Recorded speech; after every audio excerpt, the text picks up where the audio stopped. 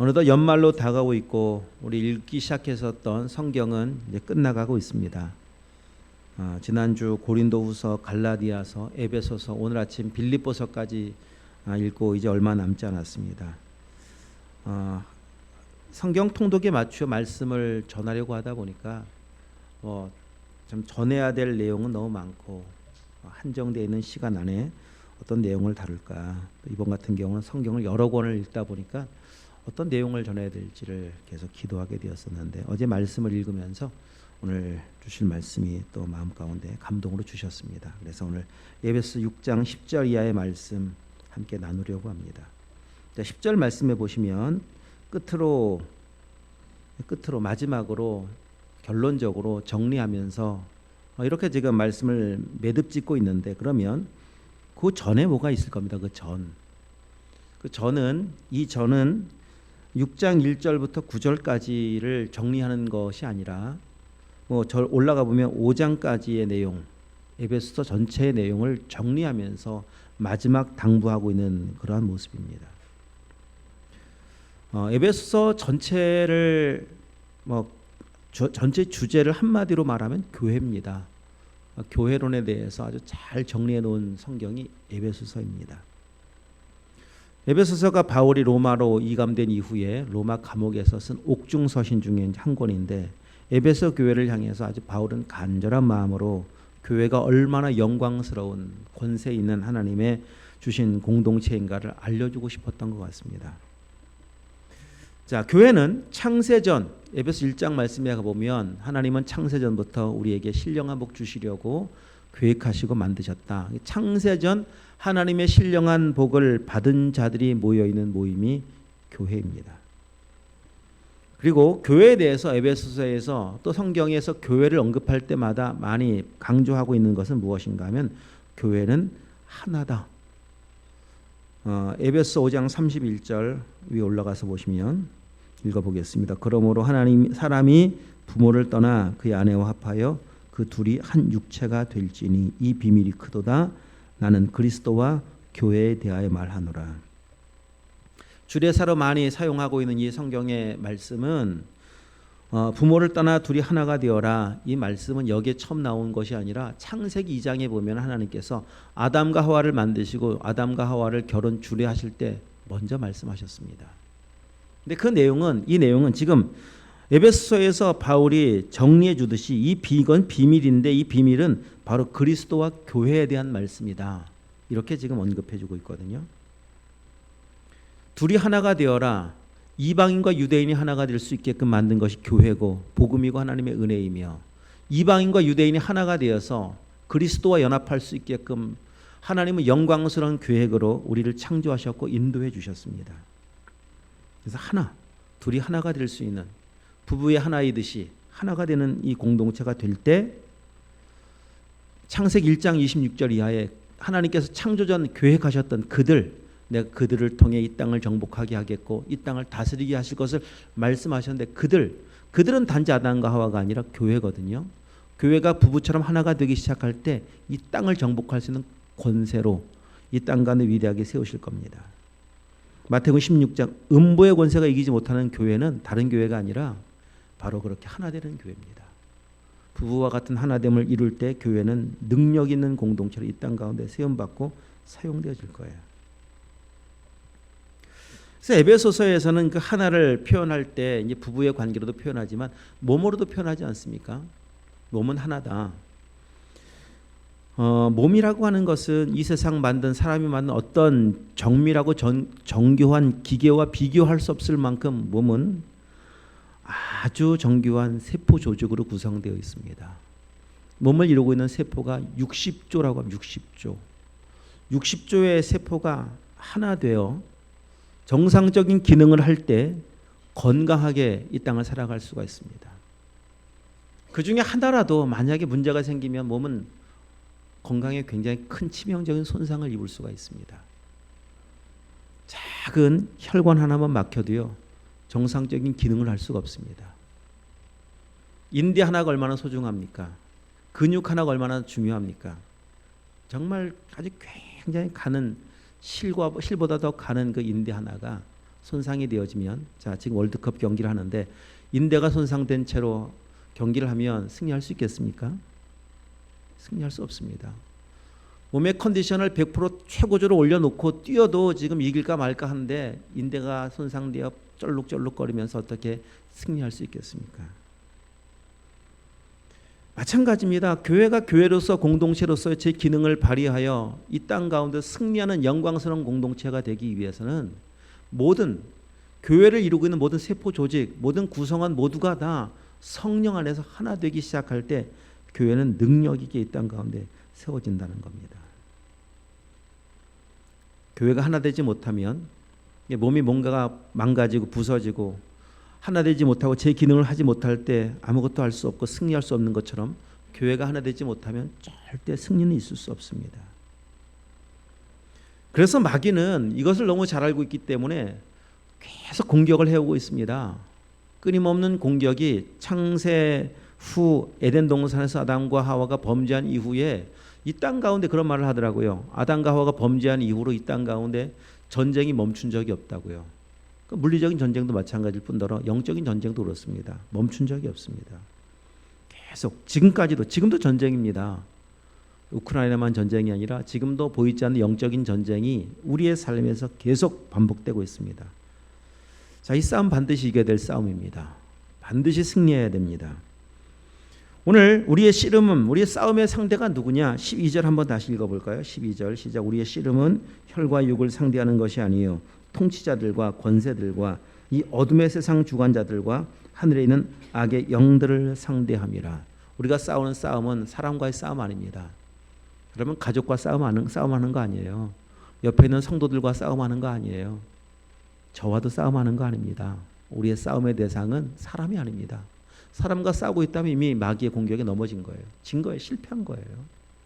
싸움의 대상은 하늘에 있는 악의 영, 악한 영, 사탄과의 싸움입니다. 그러면 사탄은 도대체 어떤 존재인가? 성경에 참 많이 언급하고 있지만 오늘 특별히 살펴보려고 하는 사탄의 정체는 베드로전서 5장 말씀을 통해서 좀 살펴보려고 합니다. 찾아가셔서 좀 보도록 하십시다. 베드로전서 5장 뒤로 넘기셔야 합니다. 베드로전서는 뒤로 넘기셔서 5장 8절을 한번 읽어보겠습니다. 자, 읽습니다. 시작. 근신하라 깨어라. 너희 대적마귀가 우는 사자같이 두루다니며 삼킬 자를 찾나니. 이 한 절을 통해서 마귀의 정체를 좀 살펴볼 텐데 먼저 우리가 살펴볼 것은 무엇인가 하면 너희 대적마귀다. 마귀는 원수고 대적이다. 주적 이런 표현하잖아요. 주적. 마태복음 13장 39절 말씀에 보면 원수라고도 표현하고 있습니다. 원수이며 우리의 대적, 주적은 바로 예수 그리스도가 아니라 마귀다. 영원한 적입니다. 자, 근데 문제는 마귀를 원수와 적으로 간주하는 이 시각이, 관점이 점점 줄어들고 있는 겁니다. 오히려 마귀가 적이 아니라, 원수가 아니라 마귀가 굉장히 친근한 대상이 되어버렸어요. 얼만큼 친근한가 하면 사랑의 대상이 되어버렸습니다. 여러분 그렇게 생각하지 않으시죠? 나타나는 현상을 보십시오. 할로윈 파티에 거기 가면 돈 준다고 누가 사람 불러 모았습니까? 일당 준다고 모았나요? 왜 그렇게 모입니까? 왜 죽을 만큼 모입니까? 왜 먹고 마시고 향락과 즐겁고 그냥 그 하는 이 세상의 그 파티의 현장에 왜 그렇게 모입니까? 왜 돈을 써가면서 모입니까? 그런 곳에서는, 그런 곳으로 모이는 곳에는 그냥 모든 시간도 물질도 다 써가면서 모이는데 왜 교회로 향한 모임은 점점 줄어드나요? 누구를 사랑하는 것이고 누구를 적으로 여기고 있는 걸까요 도대체? 여러분 진짜 예수님 주인이시고 사랑의 대상 맞나요?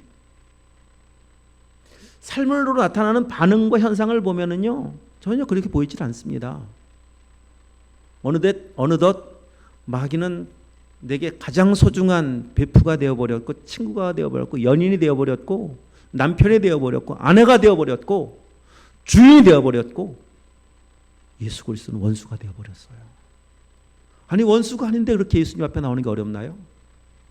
진짜 사랑하는데 그렇게 어렵나요? 마귀는 속임수의 대가입니다. 얼마나 교묘하게 속이는지 몰라요. 그래, 너 입으로 주여 주여 그래. 입으로 주여 주여 그래. 입으로 예수님 사랑한다고도 그래. 다 해. 근데 정말 주님은 아니에요. 성경에 나와 있잖아요. 성경에 말씀하시잖아요. 얼마나 많은 사람들이 교회를 다니면서 입으로 주여, 주님 사랑해요, 주님 전부예요. 근데 진짜 사랑하나요?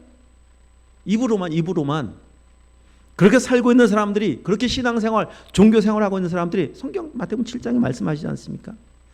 그날에 많은 사람들이, 그럼 그 많은 사람들은 왜 그렇게 살았을까요? 속아서 그렇습니다. 입으로 주여 하면 믿는 거겠지, 입술로 주님 사랑해요 라고 말하면 내가 진짜 사랑하는 거겠지라고 속아서 그렇습니다. 속아왔습니다. 평생 속아왔습니다. 여러분, 예배의 자리에서 멀어지고 기도의 자리에서 멀어진 것이 코로나 때문이라고 말하지 마십시오. 속은 거예요.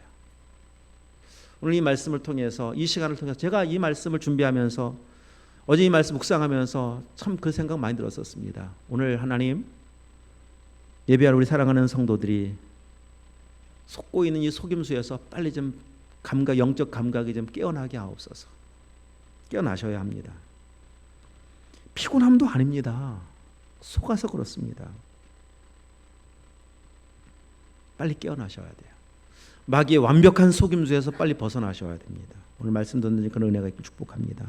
자, 오늘 또 말씀 5장 8절 말씀 보시면, 마귀는 대적인데 우는 사자같이 두루다니면, 잠시 뒤에 보고요, 삼킬 자를 찾고 있다.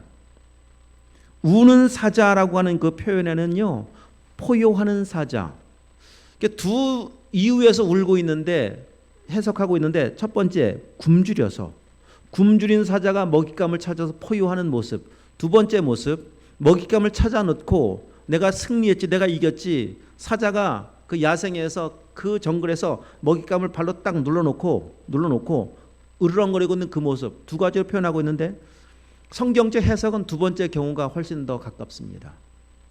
우는 사자는 삼킬 자이지만 이미 삼킬 자를 찾아 놓았어요.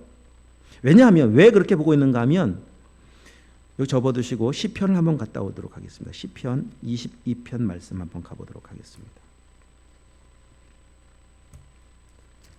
시편 22편 13절 말씀.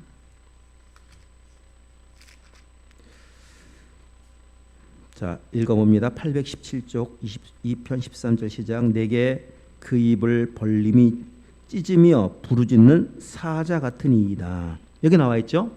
근데 이 시편의 22편 언제 기록한 시편인가 하면, 어떤 때를 미리 바라보고 기록한 시편인가 하면, 예수님의 십자가를 미리 바라보고 기록한 시편이 시편 22편입니다. 시편 22편 전체가 고난받는 종에 대한 묘사예요. 여기 사자가 나와요. 읽었던 말씀에 보면 부르짖는 사자가 등장을 합니다. 사자가, 예수님께서 십자가에 달릴 때 마치 마귀는 자기가 이긴 것 같이, 승리한 것 같이, 먹잇감을 이제 딱 발 앞에 놓은 것 같은 포효하는 모습이 바로 시편 22편의 고백입니다. 마귀는 그렇게 지금 예수님이 십자가에 달려 돌아가실 때 자기가 마치 승리한 줄 알았었습니다. 십자가의 정확한 의미를 몰라서 그런 거죠.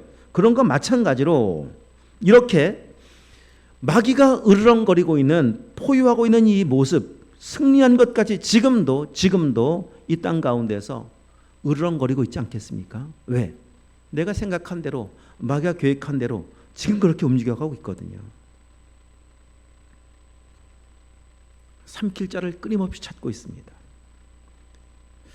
삼킬 자를 찾는다. 삼킬 자. 자, 여러분, 마귀가 삼키는 자예요. 마귀가 위하는 자가 아닙니다. 그에게 다가가서, 그에게 속삭여서, 그에게 접근해서 그를 위해서 무엇인가 해주려고, 그 영혼이든 삶이든 뭔가 좀 잘 대해주려고 찾는 것이 아니라 삼킬 자입니다. 먹잇감입니다. 먹잇감을 찾고 있습니다. 죽일 자입니다. 우는 사자와 같이 으르렁거리며 죽일 자를 찾고 있다가 죽일 자를 만났을 때 더 큰 목소리로 포효하면서 마귀는 마치 승리한 것 같이 이 땅 가운데 막 의시되고 있지 않습니까? 자, 마귀가 가룟 유다에게 공격을 했습니다. 그리고 예수님 팔아먹었습니다. 그런 다음에 가룟 유다까지도 목매어 죽게 만들어요. 마귀의 목적은 죽이는 거예요. 수단과 방법을 가리지 않습니다. 요한복음 10장 10절 도적이 온 것은 도적질하고 죽이고 멸망시키려는 것뿐이요. 그밖에 없습니다. 그래서 정신 바짝 차리셔야 돼요. 자, 다시 베드로전서 5장 8절 말씀을 봐보시면, 자, 두루 다닌다. 마귀의 행동 반경에 대한 묘사입니다. 욥기에서도 이 부분을 언급하고 있거든요. 자, 여기 다시 접어두시고 욥기로 한번 가보도록 하십니다. 욥기 1장 6절.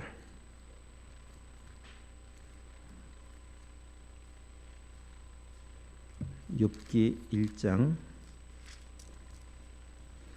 6절 7절 두 절을 한번 읽어보겠습니다. 하루는 하나님의 아들들이 와서 여호와 앞에 섰고 사탄도 그들 가운데 온지라. 여호와께서 사탄에게 이르시되 내가 어디서 왔느냐? 사탄이 여호와께 대답하여 이르되 땅을 두루 돌아 여기저기 다녀왔나이다. 마귀는 두루두루 다니고 있어요. 마귀는 못 가는 공간이 없습니다. 초대한 적이 없는데 우리의 가정에도 침투해 있고, 여러분 지난 한 주간 사시면서 마귀가 여러분 가정 심방한 거 알고 계시나요? 여러분의 사적인 공간 심방한 거 알고 계시나요? 눈치 못 채셨죠? 눈치를 못 챕니다. 표시내고지 않습니다. 그래서 도적이에요. 도적이 표시내고나요? 비인격적 존재입니다. 주님은 노크하세요. 우리가 문을 열어야 우리 안에 오실 수가 있는데 도적입니다. 조용히 왔다 간 줄 모른 게 와서 침투하여 공격하고 무너뜨리고 죽이고 있고, 어느덧 여러분의 가정이 마귀의 속을 되어 있지 않는가 좀 점검해 보십시오. 마귀의 놀이터가 되어 있지 않는지 점검해 보십시오. 아, 그 집 가는 게 참 좋다. 거기 그 집. 내 안방 같아. 내 집 같아. 너무 좋아. 너무 편해. 우리 집이 그렇게 마귀의 놀이터가 되어 버려지진 않은지 한번 돌아보시라는 거예요. 얼마나 안타까운 일이겠습니까? 마귀는 어디든 간다는, 여기도 와 있습니다 지금. 말씀 듣지 마. 예배 드리지 말고 그냥 교회만 갔다 와. 계속해서 말씀 듣지 못하도록 얼마나 교묘하게 지금 우리의 접근해서 속이고 있는지 몰라요. 아, 내가 왜 그때 그렇게 행동했지? 아, 내가 왜 그때 그런 말을 했지? 여러분 왜 그렇게 했겠습니까? 마귀의 신방을 받았기 때문이에요. 그냥 나온 말이 아니고 그냥 나온 행동이 아닙니다. 내게 일어나고 내게 반응하는 모든 것들이 그냥 내가가 아니라 나를 조종하고 있는, 나를 배후에서 움직이고 있는 악한 영이 보이지 않지만 존재하고 있고 교묘하게 속이고 있기 때문에 반응하는 것이지, 여러분 그냥 나오는 반응 전혀 아니라니까요. 그러니까 욥기에 나오는 마귀가 내가 이곳저곳 두루 다녀보았습니다. 가보니까 별 볼 일 없던데요. 그러면서 포위하고 있는 거예요 지금. 다녀보니까 별 볼 일 없어요. 다 넘어져요. 다 쓰러져요. 그래서 지금 베드로는요, 근신하라 깨어라. 얼마나 지금 안타까운 마음으로 이렇게 권면하고 도전하고 있는지 몰라요. 근신하라 깨어라. 여기 근신하라는 말은요, 원어를 보면은 금주하라, 이 말도 함께 포함되어 있어요. 금주하라, 술 마시지 말아라. 에베소서에서도 술 취하지 말라 이는 방탕한 것이니 성령 충만을 받으라 5장에도 말씀하고 있는데요. 근신하지 못하게 만드는 것이, 우리를 정말 정신 차리지 못하게 만드는 것이 이 세상에도 얼마나 많이 있습니까? 그 중에 하나는 요소가 술이잖아요. 술 취하고 여러분 정신 차리고 살 수가 있습니까? 술 취하고 근신할 수가 있겠습니까? 똑바로 살 수가 있습니까? 할 수가 없습니다. 그러니까 근신하라, 깨어라, 정신 차려라. 깨어있으라고 하는 말은 정신 차리라고 하는 거예요. 마치 어떻게 전시 상태에 있는 군인, 전쟁터에 있는 군인, 전쟁을 치르고 있는 군인과 같은 상태가 깨어있는 모습입니다. 전쟁을 치르고 있다면 우리 지금 그렇지 않아서 그래도 전방이 있어서 우리 남북한이 대치된 상황 속에 있지만은 여러분 정말 빵 터져 보십시오. 군인은 편히 잠을 잘 수가 없습니다. 편히 밥을 먹을 수가 없습니다. 일반 상태에서는 다 총기는 일반적으로 훈련 끝나고 나면 총기함에 보관을 하지만 전시가 되면은요 총기는 옆에 두고 잠을 자고 옆에 두고 밥을 먹는 거예요. 왜? 언제 지금 위험이 내 앞에 다가올지 모르기 때문에 그렇습니다. 그러니까 영적인 상태 그렇다는 겁니다. 지금 영적인 전시 상태다. 지금이 한가하게 지금 있을 때가 아니다. 영적인 악한 영, 우리의 대적 원수 마귀는 지금 호시탐탐 우리를 삼키려고 바로 우리를 공격하고 있는데, 여러분 넋 놓고 살다가는 그냥 다 넘어지고 다 쓰러지고 다 한다는 것입니다. 베드로가 지금 이렇게 안타깝게 외치고 있는 거예요. 왜냐하면 베드로 경험했거든요. 누가복음 22장 한번 가보도록 하십니다. 누가복음 22장 말씀에 가보면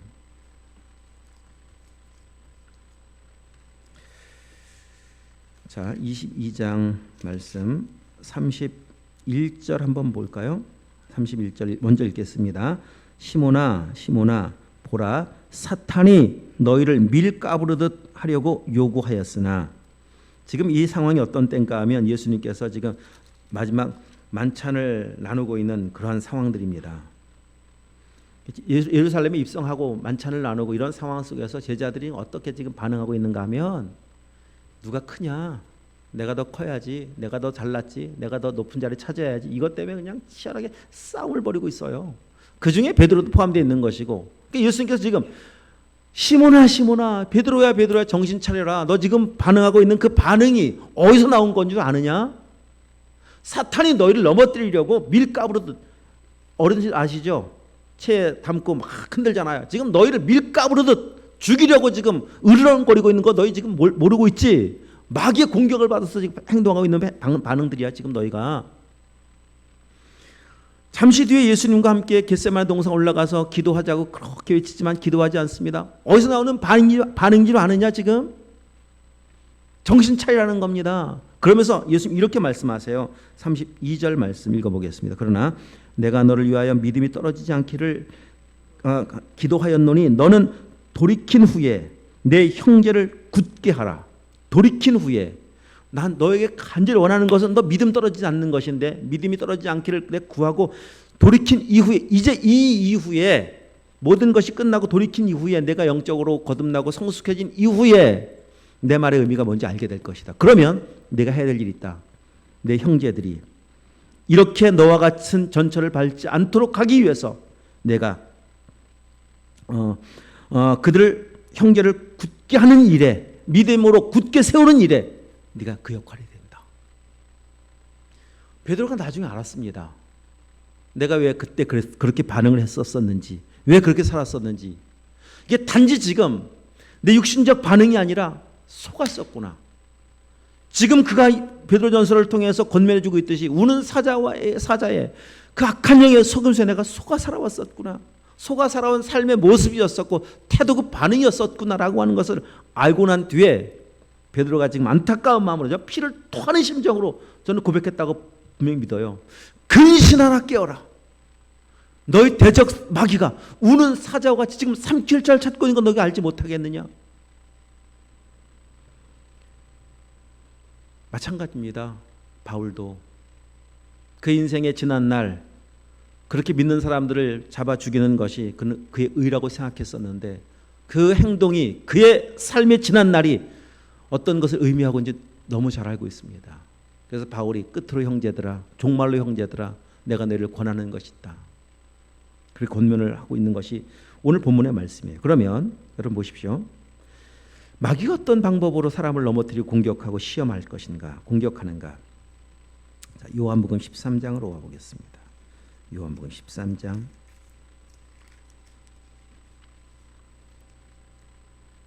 2절 한번 읽어보겠습니다. 요한복음 13장 2절, 마귀가 공격하는 방법입니다. 2절입니다. 시작. 마귀가 벌써 시몬의 아들 가룟 유다의 마음에 예수를 팔려는 생각을 넣었더라. 마귀는 생각을 통해 접근을 하고 침투해 들어와요.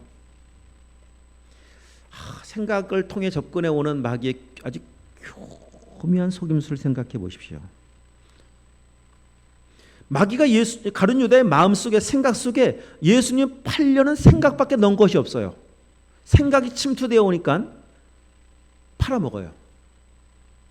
생각을 거절하지 못하니까 예수를 파는 그 일에 그가 그의 삶을 드립니다. 그리고 그는 죽어버리고 맙니다. 죄라고 하는 것은 다 마찬가지입니다. 생각에서 시작이 되어집니다. 절대로 여러분 충동적인 것은 없어요. 생각 속에 이미 마음 속에 이미 죄가 자리 잡고 있기 때문에 그 상황이 발생되면 행동하는 것이지, 속에 생각조차 없다면 어떤 환경 속에 있어도 죄는 짓지 않습니다. 선악과의 열매가 에덴 동산을 다 채우고 있어도 마귀의 생각을 통해 침투하는 공격이 없으면 먹지 않습니다. 그래서 마음을 다져야 돼요. 너희가 지킬 것 많이 있지만 잠언 4장 23절 말씀, 너희가 지킬 많은 것 중에 어떤 것보다 마음을 지키고 생각을 지켜라. 왜? 이건 죽고 사는 문제이기 때문에 그렇다 알려주고 있습니다. 승리하기 위해서는 그래서 끊임없이 거절하고 거부해야 돼요. 계속 거절해야 돼요. 생각을 거절해야 됩니다. 부정적인 생각, 악한 생각, 음란한 생각, 거짓된 생각, 잘못된 생각이 틈타면 계속 거절하셔야 돼요. 그럼 지금도 마찬가지. 말씀드렸잖아요. 지금도 여기 신방하고 있다니까요. 여러분 생각 속에 지금도 계속 신방해 오고 속이고 있는 악한 영의 속임수에서 계속 거절하셔야 돼요. 그런 은혜가 있길 축복합니다. 거절할 수 있는 능력이 축복합니다. 이럴 때는 아멘을 안 하시나요? 이럴 때 아멘 하시는 거예요. 속으로 아멘 하고 계시죠? 근데 입술로 아멘 하면 훨씬 더 권세가 있어요. 입으로 시인하여 구원에 이르거든요. 속으로만 하지 마시고 입술로 시인하고 선포하는 것이 얼마나 큰 힘인지 몰라요. 우리가 아멘 할 때 마귀의 속임수는 차단되고 마귀의 공격은 차단되기 시작합니다. 여러분 아멘으로 반응하십시오. 마음이 무너지면은요 절대로 진리로 반응하지 않아요. 생각을 빼앗기고 생각을 점령당하면은 절대 진리로 반응을 하지 않아요. 불순종합니다. 불순종. 불순종은 마귀가 하는 일의 가장 대표적인 행동이거든요. 자, 에베소 2장 한번 또 와보도록 하겠습니다. 에베소서 2장. 성경을 많이 찾지만 성경을 찾을 때도 여러분 믿음으로 반응하세요. 진리로 반응하세요. 마귀의 속임수에 속지 마시고 2장 2절 한번 읽어보겠습니다. 그때 너희는 그 가운데서 행하여 이 세상 풍조를 따르고 공중의 권세 잡은 자를 따랐으니 곧 지금 불순종의 아들들 가운데 역사하는 영이라. 마귀를 이 에베소서에서는 공중 권세 잡은 자인데 그를 불순종의 아들들 이렇게 표현을 하고 있습니다. 결국은 뭐냐면 불순종이라고 하는 것은 하나님의 권위에 대한 반항과 도전이 불순종입니다. 반대로 순종은 하나님의 권위를 인정하는 태도가 순종이에요. 하나님의 되심을 인정하는 모습을 어떻게 여러분 표현하겠습니까? 나 하나님을 인정합니다. 예수님 저희 주인 맞습니다. 어떻게 인정하겠어요? 반응하는 것을 통해서 확인하는 거예요. 열매를 통해서 나무를 알듯이 반응하지 않으면 순종하지 않는데 어떻게 인정하겠습니까? 입으로는 주여주 할 수 있다니까요. 근데 마태복음 7장 말씀에서도 똑같아요. 내 말을 듣고 행하는 자라야 그 집을 반석에 지은 지혜로운 사람과 같다. 내 말을 듣고 행하지 않는 사람은 그 집을 모래 위에 지은 어리석은 사람이다. 행하느냐 행하지 않느냐, 순종하느냐 순종하지 않느냐. 마귀는 불순종의 아들들이라니까요. 어떻게 하든지 순종하지 못하게 해요. 알면 됐지. 그렇게 하면 됐지. 어떻게 그렇게 살아? 믿음은 말씀이면 결론이 된 거예요. 진리가 결론이 된 거예요. 거기 또 다른 건 없습니다. 이삭을 바쳐 그냥 끝이에요. 끝. 다음은 없어요. 여지도 없고요. 그냥 그 말씀이면 전부가 된 거예요. 그걸 믿음이라고 말을 합니다. 근데 마귀는 계속 속이잖아요. 생각을 통해서. 그 말을 들었다면 얼마나 교묘하게 속이겠습니까? 계속 속입니다. 그래서 불순종이 마치 당연한 삶을 살아가는 태도라고 여기게 만들어버렸어요. 불순종이 당연한 것 아닙니다. 이미 그걸 그렇게 당연하게 여기고 살고 있다면 이 생각이, 우리의 가치관이, 우리 마음이 마귀의 놀이터가 되어버렸어요. 마귀의 점령을 당하고 말았어요. 안타깝게도 많은 교회를 다니는 종교인들, 종교가 돼버렸습니다. 신앙이.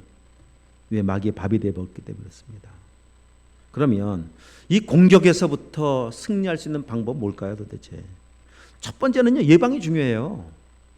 차단이 중요합니다. 공격받은 다음에 그냥 공격에서 헤어나기 위해서 기도도 당연히 해야 되겠지만은 그보다 훨씬 더 지혜로운 것은 무엇인가 하면 미리 예방하는 거고 차단하는 거예요. 건강도 마찬가지죠. 건강할 때 지키는 거, 예방하는 거예요. 어떻게 예방할 수가 있는가? 아주 쉬운 질문을 오늘 이 결론을 내려가면서 지금 던져볼 테니까 잘 한번 생각해 보십시오. 어렵지 않아요. 건물에 비가 막 주르륵 새요. 비만 오면 그러면 어떻게 하는 것이 지혜로운가 생각해 보세요. 첫 번째, 비가 새는 곳에 양동이 받쳐놓고 담고 차면 버린다. 두 번째, 이걸 반복하는 것이 첫 번째. 두 번째, 비가 오는 곳을 찾아서 방수를 한다. 어떤 게 지혜롭습니까? 1번이에요? 2번이에요? 너무 쉽죠, 그죠? 자, 한 가지 더 똑같아요. 여러분 집은 어떤지 모르겠습니다. 저희 사택은 종종 천정 위에서 이 쥐들이 월드컵 축구를 합니다. 뛰어다녀요 막. 그러면 자, 쥐가 여러분 그런 경우가 있을 때 어떤 게 지혜로운가 생각해 보십시오. 축구하면 그냥 어떻게 쫓아낼 방법이 없잖아요. 어떻게 해요? 막 빗자루 막 천정을 두드리잖아요. 자, 천정을 두드린다. 두 번째, 쥐가 오는 구멍을 차단시킨다. 뭐가 맞아요? 그게 지혜로운 건 두 번째죠. 항상 이게 문제가 생겼어요. 뭔가 하면 비가 새는데 어디서 새는 줄 알아야 문제잖아요. 알면 뭐 문제가 되겠습니까? 누수되는 곳이 굉장히 작은 이 바늘구멍 하나만 생겨도요, 비는 새고 들어와요. 육안으로 보이질 않아요. 알면 문제가 안 돼요. 안 보이니까 문제잖아요. 쥐가 들어오는 곳이 알면 뭐 문제가 되겠습니까? 모르니까 문제잖아요. 그러니까 어떻게 하는 게 지혜로운 거예요 도대체? 그래서 건물 전체를 방수하는 거예요. 차단시키는 거예요. 쥐가 들어오지 않게 하려면 뭐 다 차단시키면 사람도 못 들어와요. 그러니까 어쩔 수 없어요. 쥐약을 넣든지 뭐 쥐와 함께 살든지 어쩔 수 없지만 가장 지혜로운 것은 차단. 그러니까 쥐는 뭐 어떻게 방법이 없어도 우리는 마귀의 공격으로부터는 보호할 수 있습니다. 그게 뭐냐? 오늘 본문이 영적 전신갑주예요. 어떤 상황에서 틈탈지 모르기 때문에 죄 짓는 자리에 가면 틈탄다면 거기만 안 가면 될 것 같은데 마귀는 어디든 신방한다니까요. 여기서도 신방한다니까요. 그러니까 방법은 없어요. 전체를 차단시켜야 돼요. 그래서 성경의 말씀은 전체를 다 갑주해야, 다 무장해서 보호하라. 자, 다시 본문 와서 보도록 하십시다. 전신갑주의 내용들을 뭐 다 하나하나 일일이 소개할 시간은 없습니다. 그냥 읽어만 봅니다. 14절부터 17절까지 읽어보겠습니다. 그런즉 서서 진리로 너희 허리띠를 띠고 의의 호심경을 붙이고 평안의 복음이 준비한 것을 신으신고 모든 것 위에 믿음의 방패를 가지고 일어서 능히 악한 자의 모든 불화살을 소멸하고 구원의 투구와 성령의 검 곧 하나님의 말씀을 가지라. 한마디로 요약하면 말씀과 기도예요. 한마디로 말하면 예수야. 사실은 예수 진리 예수, 의 대신 예수, 복음이신 예수, 믿음의 근원이신 예수, 다 예수예요. 예수로 무장하는 거예요. 예수로 무장하는 것은 말씀과 기도로 무장하는 겁니다. 17절 18절 말씀과 같이 말씀을 가져야 된다. 모든 기도와 간구를 해야 된다. 말씀과 기도가 우리의 삶에 매일매일 반복되는 것이 전신갑주로 무장하는 방법입니다.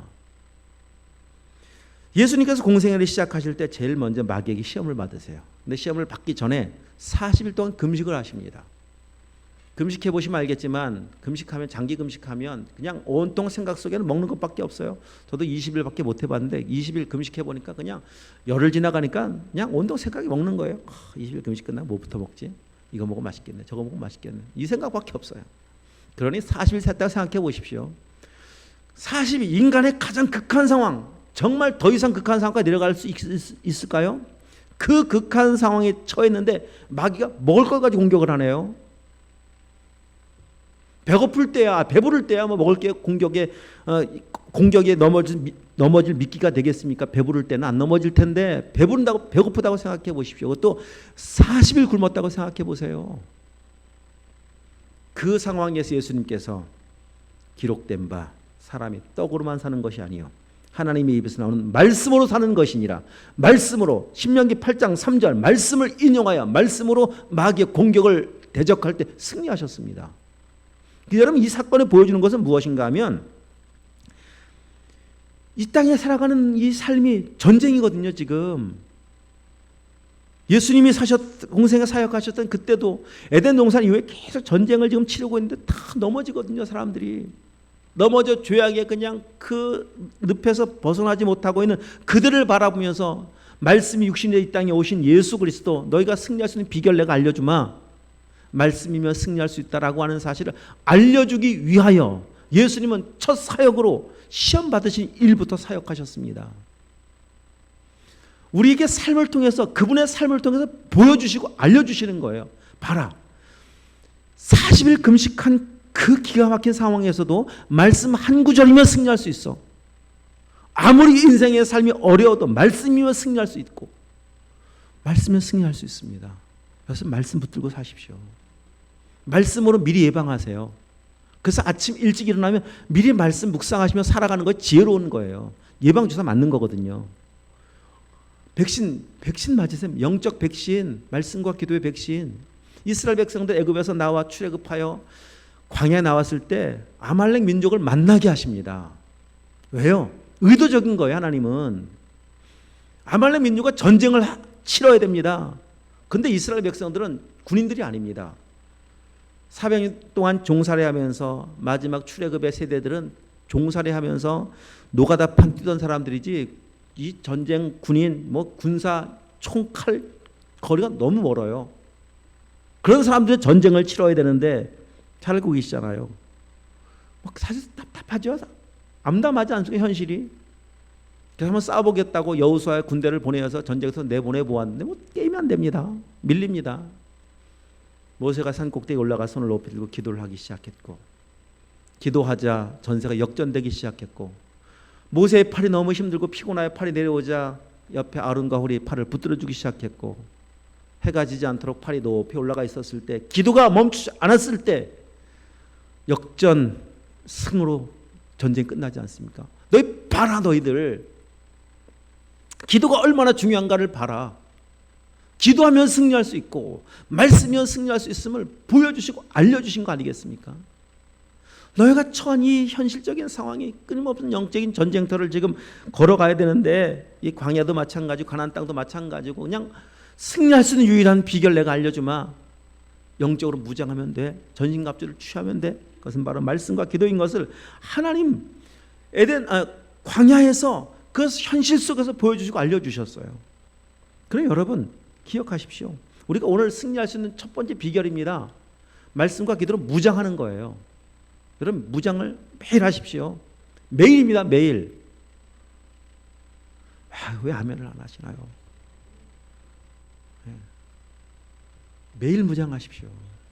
승리하기 위해서는 이 방법밖에 없습니다.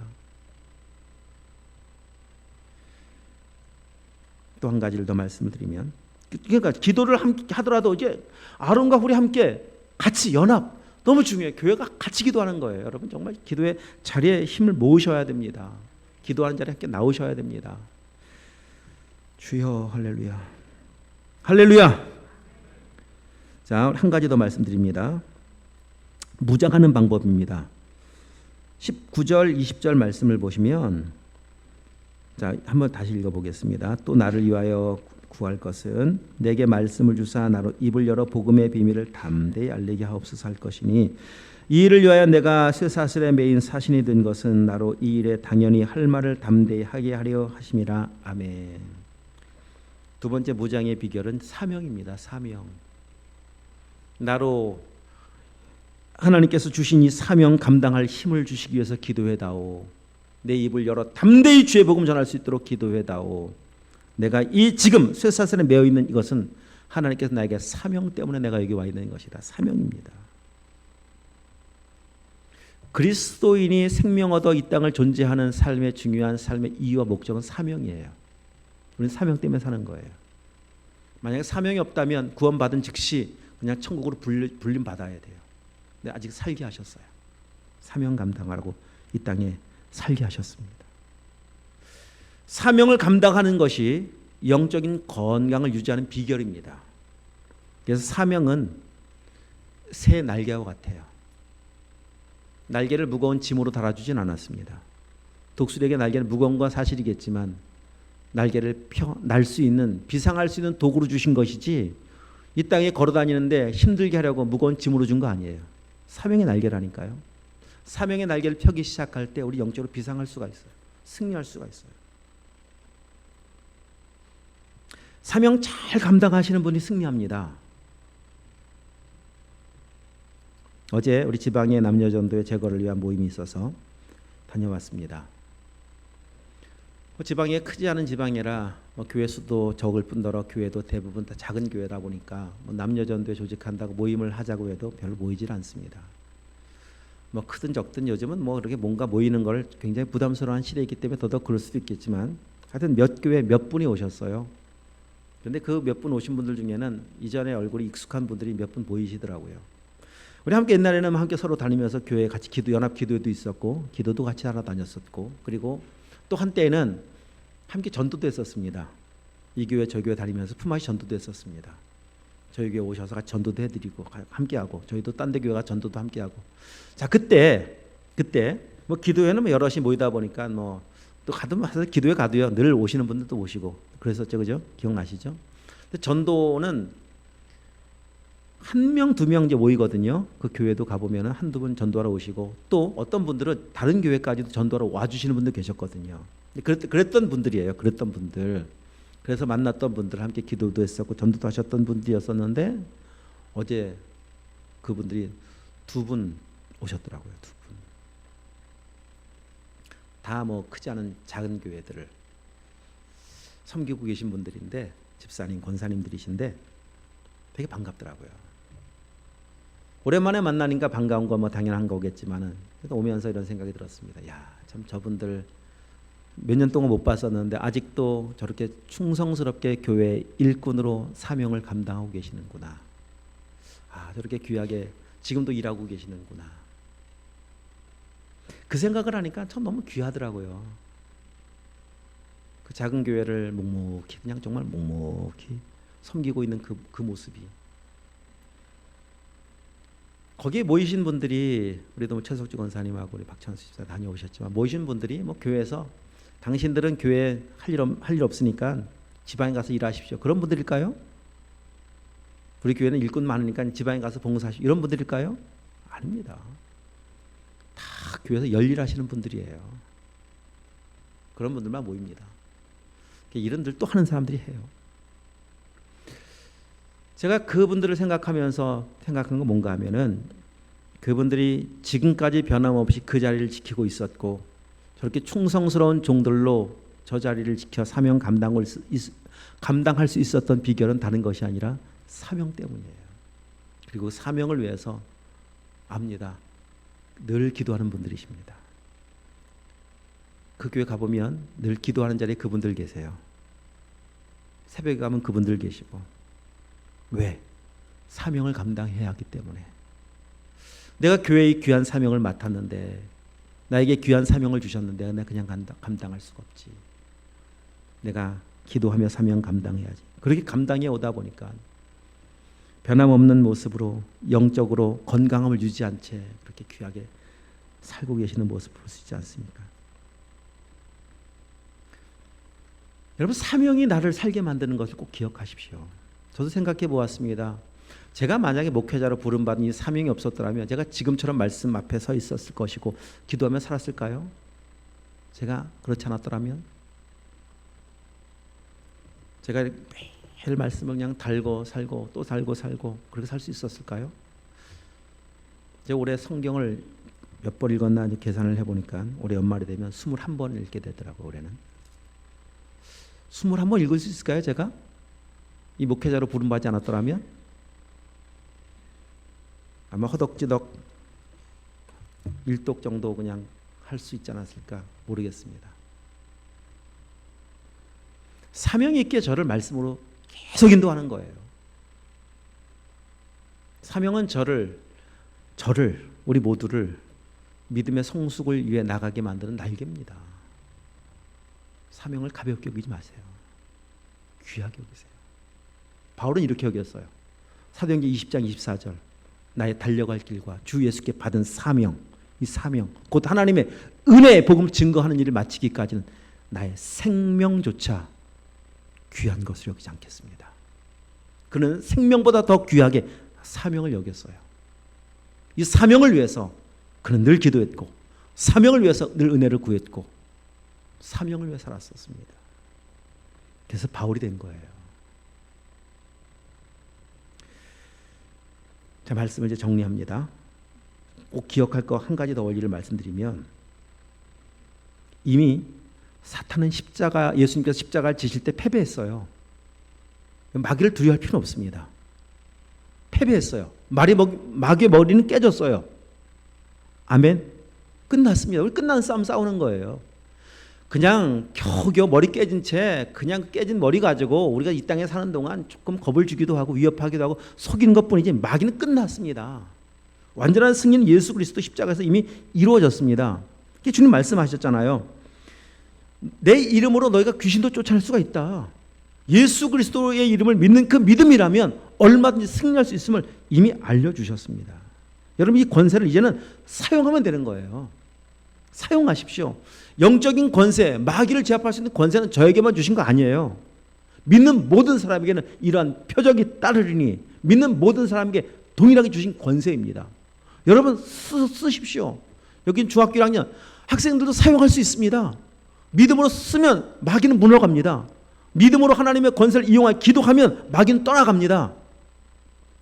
이런 믿음을 가지고 여러분 승리하실 수 있길 축복합니다. 베드로에게 말씀하죠. 음부의 권세가 이기지 못하게 하시겠다고요. 여러분 이 권세를 사용하십시오. 또 한 가지 기억할 것. 너희가 그 안에서 주 안에서와 그 힘의 능력으로 강건하여져라. 강건하여지고 그 힘의 능력이 있기 때문에 강건합니다.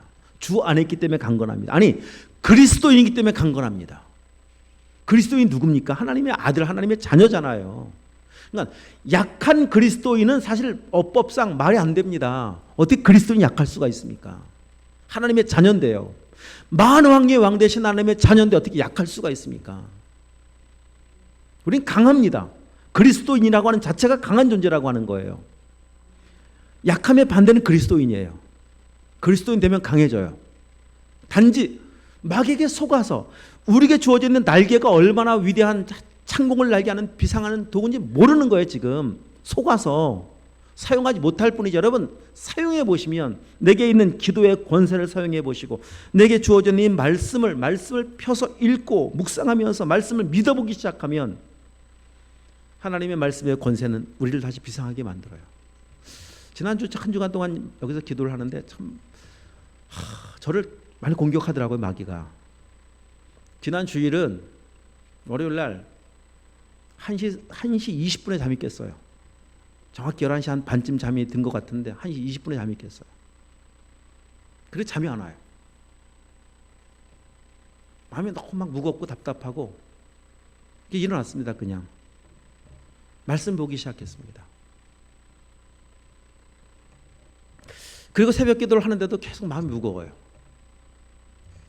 근데 말씀, 그날 전도서를 통해 주신 말씀이 저를 다시 일으키시더라고요. 한 줄을 딱 기도를 했는데 제 기도 노트에 기도 한 줄을 딱 했는데 그 한 줄 노트에서 넘어가지가 않아요. 기도가. 거기에 꽉 막혀버렸어요. 그 시간이 그냥 계속 지나가고 있습니다. 더 이상 넘어가지가 않습니다. 더 이상 기도가 안 나옵니다. 하나님 너무 답답합니다. 어떡하죠 하나님? 근데 그날 묵상한 말씀이 다시 제 머릿속에 떠오르게 하시더라고요. 말씀이. 아멘. 저는 그냥 아멘 외쳤어요. 말씀이 딱 떠오르게 그냥 아멘. 맞아, 오늘 이 말씀 나에게 주셨지. 이래서 주셨나 보구나. 그 말씀 받았어요. 말씀을 외쳤어요. 다시 일어설 수 있었습니다. 말씀 능력이에요. 펴서 묵상하고 읽고 믿어지면 어떠한 지경에 처했든 우리 다시 일어날 수가 있어요. 입을 열어버려 기도해 보십시오. 알려주셨잖아요. 하늘에 계신 우리 아버지, 나의 아버지, 나의 아버지. 입술 열어 기도할 때 하나님은 지금 우리 함께 계시다니까요.